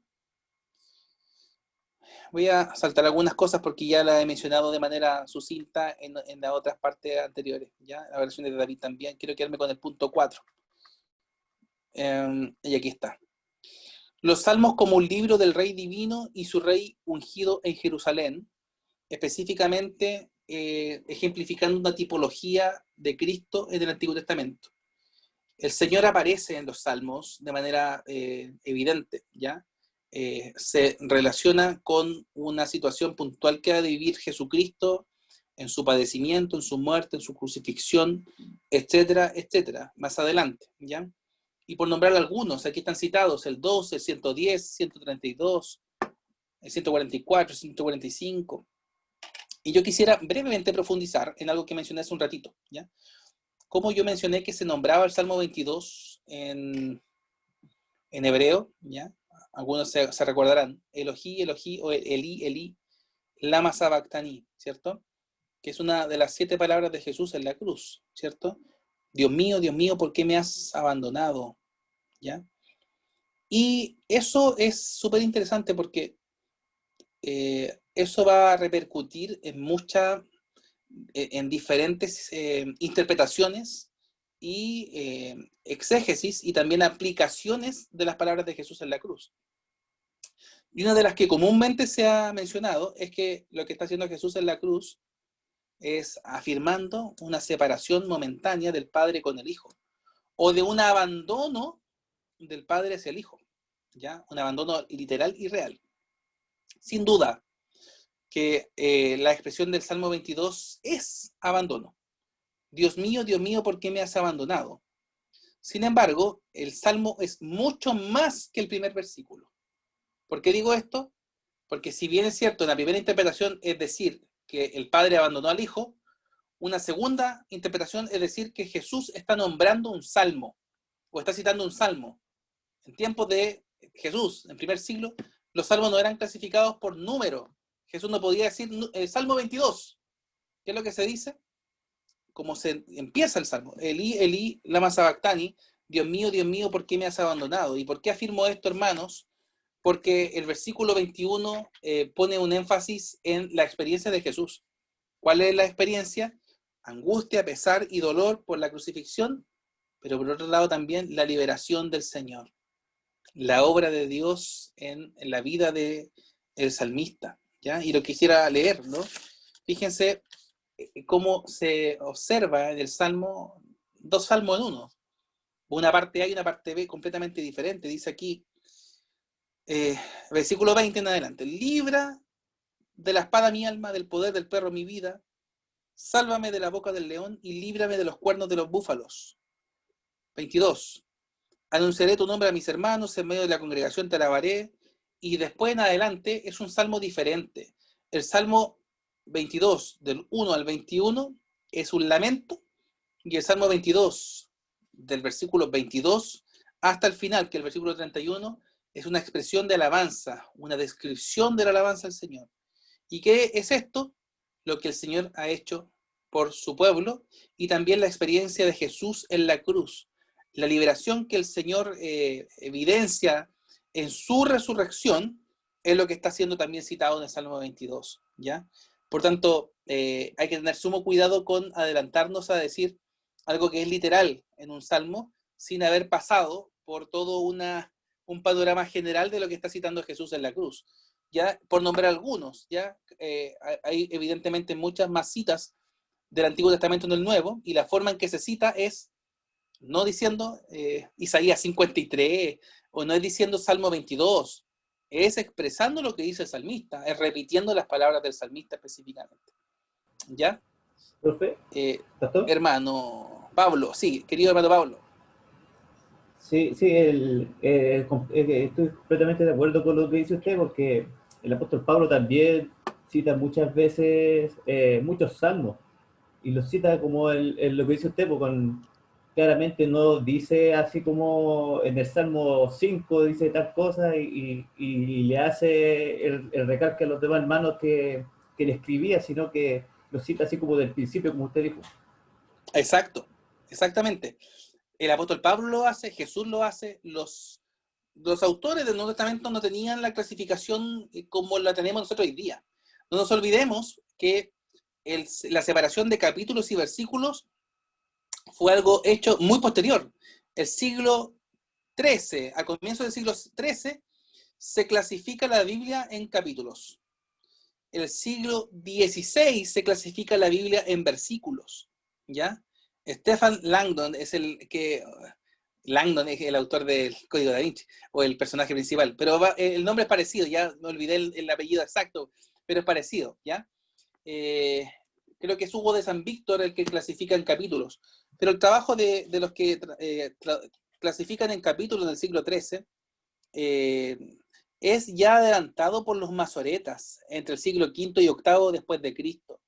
Ya la Biblia hebrea, de hecho, ya al asignarle puntuación, ya de antemano nos expresan capítulo y versículo, ¿ya? Así que ese trabajo más que nada es hecho para el Nuevo Testamento más que para el Antiguo. El Antiguo ya es hecho por los masoretas en el tiempo. Solamente para concluir, amados hermanos, la Escritura, así como es bella, también es profunda. Así como es maravillosa para nuestra vida devocional, para nuestra vida espiritual, para la salud espiritual de nuestras vidas, como la de la iglesia en la que estamos, asistimos, pastoreamos o servimos, nos entrega también mucha profundidad, y algo que en realidad es un mundo de nunca acabar. Aquellos que tienen esta maravillosa aventura de profundizar en la teología bíblica, en las escrituras desde un punto de vista panorámico y general, cada día tienen más información a la cual allegarse, consultar. Yo en estas lecciones en vivo he citado un número importante de bibliografía, pero no tanta como la que ya ha sido expresa para ustedes y expuesta en la ruta de aprendizaje, y probablemente los propios autores que ustedes están leyendo también citan mucho más. Yo animo, hermanos amados, a leer, les animo a estar leyendo sobre todo la Biblia. Ya no nos olvidemos de la palabra del Señor como lo más importante que tenemos que leer y atender. Pero también, hermanos, lean, profundicen, enseñen con seriedad, con celo delante del Señor, y en realidad consideren también nuestro apoyo y aporte. tienen ustedes por interno la posibilidad de seguir escribiendo preguntas, consultas, comentarios. Yo en realidad glorifico al Señor por poder participar con usted. Es la última vez que nos vemos en esta instancia, no obstante, sepan ustedes que estamos para servirles. Yo soy profesor del Instituto Bíblico Educa y también del Seminario Teológico Presbiteriano, ¿ya? Así que evidentemente ustedes me van a ver siempre incursionando en el tema del Antiguo Testamento. Enseño hebreo bíblico, ya aquellos que les interesen en algún momento la lengua hebrea, nos dedicamos a ese rol también y trabajando en la misión, hermanos queridos, en una plantación de la Iglesia Presbiteriana Dulce Refugio en la comuna de Maipú. Así que justo con animarles a la lectura y a la profundización de la teología, les ruego sus oraciones por la plantación de la iglesia en Maipú, para que el Señor siga usándonos para su gloria en la extensión de su reino y para que muchas personas conozcan al Señor ahí también en nuestra comunidad de fe. Así que, hermanos, cedo la palabra estos minutos. ¿Alguien tiene alguna pregunta final, alguna consulta, algo que mencionar? Yo, profe. Hermano ¿Profesor? Valentín. Sí, Sí, te escucho, sí. querido. Quería hacerle una consulta con respecto a lo que usted explicó un poquito sobre el Salmo 22. Y es interesante la separación que hizo a partir del versículo 22, ¿cierto? Pero mi pregunta es, eh, los versículos del 1, por ejemplo, del 1 al 21, hablando claramente de Jesucristo, ¿se podría considerar como un salmo mesiánico? Y también otra pregunta es, puede ser que Jesucristo, al decir esas palabras, ¿cierto? Dios mío, ¿por qué me has desamparado? ¿Él lo habrá dicho como cántico o fue solamente una declaración así como citando la Escritura? Sí, muy buena tu pregunta, hermano Valentín. Para partir, el salmo completo es mesiánico. ¿Ya? Pese a que hay una diferenciación en el salmo, la segunda parte también es mesiánica. ¿Ya? No nos olvidemos que la experiencia del Mesías es estas dos: la del siervo sufriente, como también la del encausador de una misión. ¿Ya? El Señor llama a su pueblo a una gran comisión de hacer discípulos a las naciones. Y eso es lo que se expresa en la segunda parte del Salmo 22, la experiencia del anuncio, del expresar, de anunciar el mensaje del Señor. Y lo hago para ir un poquito más a lo profundo, justamente. Todos los verbos que aparecen en el versículo 20 o circundando el versículo 20 y 21 están escritos en el hebreo en la inflexión, o más que la inflexión, en un imperativo. Imperativo que en el castellano se traduce en una petición. Líbrame, sálvame, después dice, sálvame, líbrame, ya aparece dos veces. No obstante, la segunda parte del versículo 21, donde dice líbrame, librar, ¿ya? En el hebreo original aparece en una inflexión perfecta. Y ya le mencioné brevemente hace un ratito qué significaba el perfecto en hebreo, y es una acción concluida. Si dice líbrame, es porque está siguiendo el tono anterior, pero una traducción aún más literal sería me libraste o me has librado. Y fíjense ustedes que si eso es así, es coherente con lo que sigue. Si el Señor me libró, ¿de qué? El Señor me libró de los cuernos de los búfalos, anunciaré tu nombre a la nación, etcétera, etcétera. ¿Se entiende? Entonces, evidentemente que por eso es importante atender a la exégesis, no para tener en el castellano nuestro, en chileno, ¿no? El cachiporreo de saber algo, ¿no? Cuidado con eso, no. Sino más bien el saber la importancia de una separación de un salmo y el foco que pone Jesús al mencionar el Salmo 22 específicamente, ¿ya? O sea, el Señor nos libró por causa de ser un verbo en la inflexión perfecta, a diferencia de los imperativos anteriores, y en consecuencia anunciaré tu nombre a las naciones en el sistema imperfecto, ¿ya? Por eso los verbos es importante en el hebreo, porque si yo lo ocupo de una forma, va a cambiar completamente la interpretación a otra, ¿ya? Querido hermano Patricio Taví, lo que envía ahí en el escrito sobre consultar sobre hebreo, siempre dispuesto, hermano, ahí en la interna vamos a tener el teléfono Profesor, sin problema. Hermano Claudio. sí, una consulta. Hemos aprendido en esta etapa, ¿verdad? Y yo infiero que en la teoría bíblica, en la teología bíblica, aquello que más valora, o el foco principal de la teología bíblica, es justamente la unidad bíblica. Es lo que al menos a mí me ha dejado mucho, el tema de la unidad bíblica. En ese escenario, la teología bíblica sería, o no podría ser amiga, por decirlo así, por ejemplo, del dispensacionalismo. ¿Chocarían? Sí. No Es se que lo reveló ni carne ni sangre, hermano. ya, es que yo lo pregunto porque Sí, mire, por supuesto. yo vengo pertenezco a una iglesia de corte pentecostal, y el dispensacionalismo se enseña en la iglesia. Yo entré a la teología bíblica justamente por el libro de Evangelio y Reino de Graham Walworthy, y ahí empecé a ahondar, y me gustó mucho, y por eso llegué acá, la verdad. Entonces Perfecto. he ido descubriendo que no hay onda, finalmente, entre uno y otra enseñanza. Sí.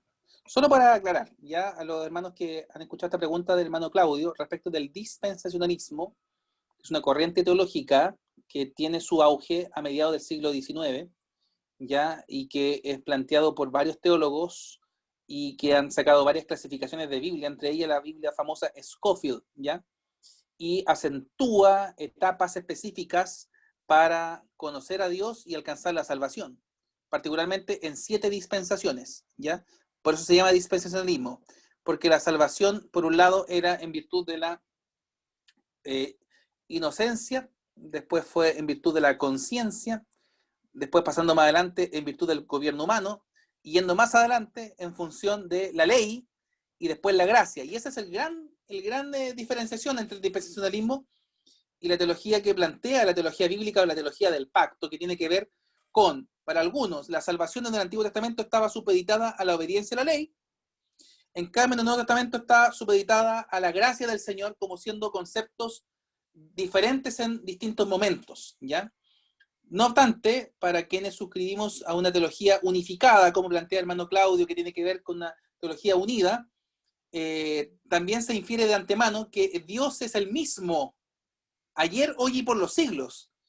Y esta actitud de juicio que plantean en el Antiguo Testamento es la misma actitud de juicio que vendrá en el Nuevo Testamento. ¿Por qué? Porque el Nuevo Testamento una y otra vez llama al arrepentimiento, una y otra vez llama al perdón, a la confesión de los pecados, porque vendrá el día del Señor con justicia, con mano poderosa. O sea, el Señor va a aplicar su justicia finalmente. No es que el Antiguo Testamento era un Dios castigador y el Dios del Nuevo Testamento es un Dios bueno, ¿ya? El Antiguo Testamento es un Dios que plantea la ley, y el Nuevo Testamento es un Dios que plantea la gracia. Cuidado, siempre ha habido ley, incluso en el Nuevo Testamento. Y también siempre ha habido gracia, incluido en el Antiguo Testamento. Los santos que conocieron al Señor del Antiguo Testamento, los hombres y mujeres que tenían puesta su esperanza en el Mesías Salvador, murieron en Cristo. ¿Por qué? Porque ni habían escuchado de Él, ni sabían de Él, pero tenían la esperanza puesta en Él, que Él los liberaría, que Él los rescataría, que Él sería su Goel, o mejor dicho en castellano, su Redentor, ya su Salvador. Por tanto, esta corriente, ¿no?, que hace mención de que en el Antiguo Testamento se salvaban por obediencia a la ley, quiero, hermanos, decirles que nunca nadie se salvó, se salva, ni se salvará por obedecer la ley. Porque para eso vino Jesús, para obedecer completa y perfectamente la ley. Y nosotros nos sometemos a la ley del Señor, que es perfecta, en consecuencia de nuestra obediencia a Cristo. Porque si Dios nos ama, hermanos, es solo a través de los méritos de Jesús. Y si Dios nos muestra su amor con nosotros, es en que siendo aún pecadores, dice el apóstol Pablo en Romanos 5:8, Cristo murió por nosotros. Nuestra esperanza está puesta en el Señor, de que Él murió por nosotros, de que Él padeció por nuestros pecados, y de que no hay nada que podamos hacer, hermanos, para que Dios nos ame más. Ni nada que podamos hacer para que Dios nos ame menos. ¿Por qué? Porque Dios nos ama a través de los méritos de Jesús. Dios nos ama a través del sacrificio de Cristo en la cruz. Por tanto, doblemos nuestras rodillas, sometámonos al Señor, alabemos al Señor por su obra, no por la nuestra, porque Él hizo la obra y no nosotros, ¿ya? Por tanto, la experiencia teológica la llevamos a esta comprensión también devocional, ¿no?, que nos mueve la obediencia al Señor. Quien dice, ¿no?, que alcanzó la gracia, por tanto puede hacer lo que quiera, de todas formas va a alcanzar salvación. Hermanos, cuidado, él nunca ha conocido al Señor. Quienes conocen al Señor van a ser movidos a obedecerle a Él y anunciar, ¿no?, lo que Él ha hecho. El apóstol Pedro lo menciona, ¿no? en el Nuevo Testamento, en la primera carta, en capítulo 2, versículo 9, cuando dice, ustedes son, ¿cierto? Vosotros sois linaje escogido, real sacerdocio, nación santa y pueblo adquirido por Dios. Fíjense que todas son descripciones veterotestamentarias, todas. Ustedes son esto. Pero no nos olvidemos el objeto de ser eso. ¿Para qué? Para anunciar las virtudes de aquel que los llamó de las tinieblas a su luz admirable. Si tenemos una comprensión clara en nuestra teología de que el Señor nos rescató y nos declara una nación santa, un pueblo santo adquirido por el Señor, debemos saber cuál es el propósito, ¿no? La misión de Dios, anunciar las virtudes de aquel que nos llamó y que nos sacó de las tinieblas a su luz admirable. Así que, muy buena su pregunta, hermano Claudio. Yo sugiero varias literaturas, harta literatura al respecto. Ya le he nombrado varias, ¿ya? Hay un libro que se llama El Pacto de Gracia. Pacto de Gracia, no olvidé el autor, pero si pueden revisar ahí ustedes, por favor, hermanos, el Pacto de Gracia. Y ya van siendo casi un cuarto para las 12, ¿o no? Sí, y se me pasó la hora volando, hermano. Pido mil disculpas. ¿Para las 11? No, para las 11, ya, pensé que estaba muy tarde. ¿Alguna última pregunta, hermanos amados? ¿Algún comentario más?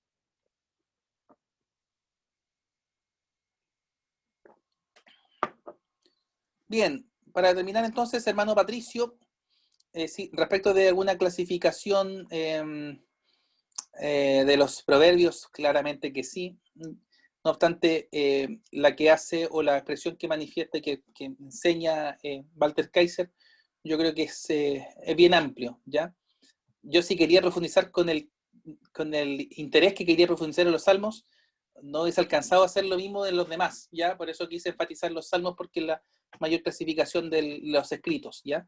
Así que les animo a revisar a Kaiser, a leer el documento de Van Dulsen, que se llama El Libro de los Salmos, lo primero, la introducción y el primer capítulo solamente, y aquellos que quieran seguir lo que escribe él sobre los justos y los impíos, en el siguiente capítulo 3 y 4 es maravilloso, así que yo les animo a que no solamente lean lo que les pido que lean para el trabajo, sino más bien para que sigan profundizando un poquito más en lo otro. Así que, amados hermanos, ha sido, no sé si Andrew Stewart, hermano Claudio, voy a revisar mejor. ¿Ya? Le animo a seguir comentando eso en el chat, en nuestro foro de comentarios, ahí sería interesante, ¿ya? Amados hermanos, ya es un poquito tarde y les agradezco su tiempo, su disposición a atenderme, también su paciencia. Yo sé que me han escrito de que le envíe los trabajos, hermanos, es harto trabajo, así que yo lo voy a hacer, ¿eh? Tengan esperanza en que el Señor me va a dar el tiempo para eso, pero significa harto. He enviado harto ya he enviado muchas retroalimentaciones, pero no he alcanzado a hacerlas todas. En el corto plazo van a estar también las demás. Querido hermano Luis, Profesor, lo escuchamos. Buenas noches. Muchas gracias primero por su disposición a enseñar todo el conocimiento que Dios a usted le ha dado y ponerlo también a disposición nuestra. Una pregunta, yo no he alcanzado, aparte de este estudio, yo estudio en la universidad, entonces igual he estado lleno de trabajo por este tema de que no hay clases presenciales. No he podido subir mis trabajos. El primero lo subí, el segundo no. ¿Tengo todavía tiempo para hacerlo? Exacto, hermano. Ya leí todo, pero no he hecho el trabajo. Le animo a que en el corto plazo lo haga, ¿ya? Ya. No sé si las universidades tendrán el receso de fiestas patrias, pero yo en realidad le asignamos una fecha específica para aquellos que tienen el puntaje máximo. Probablemente haya un descuento en el acápite del punto, más que acápite, en el punto de puntualidad. Pero si ustedes se fijan en la rúbrica, aquel que entrega un poco atrasado no es que va a tener un 1. No se persigue, hermanos, no se persigue la calificación negativa, sino más bien el aprendizaje. Si usted aprende y entiende y escribe lo que ha aprendido en función de la lectura, es lo que a mí me deja conforme. Ojalá que sea en el plazo establecido, ¿ya? Y hay paciencia para aquello, no con la misma calificación que tendrán los que sí lo hicieron en la fecha, pero lo puede entregar y tenga ánimo con eso, ¿ya? El desafío para todos es que lo entreguen en la fecha y sobre todo que le queda tiempo todavía para el siguiente trabajo, que nos quedan 2 semanas, ¿ya? Así que, no es una lectura tan amplia, no recuerdo si son 70 o 80 páginas de la siguiente lectura.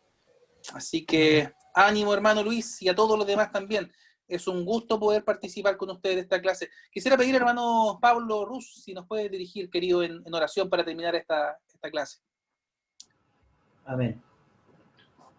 Padre Santo que estás en los cielos, te bendecimos, te adoramos y te glorificamos, Señor, en esta noche. Ha sido una clase preciosa.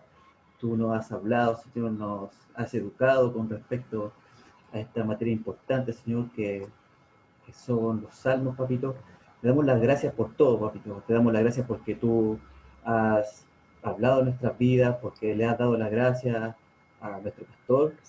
Te damos las gracias por los que se pudieron conectar hoy y los que no se pudieron conectar, tú les seas bendiciendo y puedas también, Padre, darle la sabiduría y darle, Padre, el entendimiento para que a través de la grabación de esta clase ellos puedan, Señor, incluirse aún más.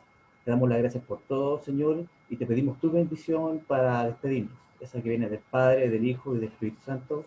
Amén. Amén. Bueno, un gran abrazo, hermanos. Fue un gusto compartir esta clase con ustedes. Gracias, profesor. Gracias, profe. Esperemos que no sea la Chao, última. chao. Un gran abrazo. Esperemos. Un abrazo, Chao, gracias. Chao, Solo chao. por la información. Diga, profesor, cuídese. Bendiciones. Gracias, profesor. Igual a ustedes, hermanos. Bendiciones. Bendiciones. Un abrazo a todos.